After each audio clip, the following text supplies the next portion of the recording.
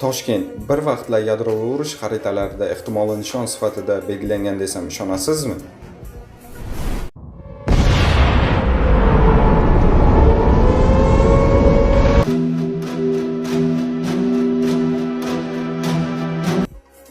Bu shunchaki film emas.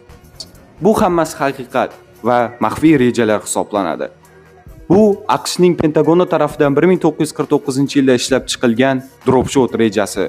Bunda 300 ta atom bombasi, 29 mingdan ortiq oddiy bombalar Sharqiy Berlindan tortib to Pekingacha bo'lgan hududlarni o'z ichiga olgan.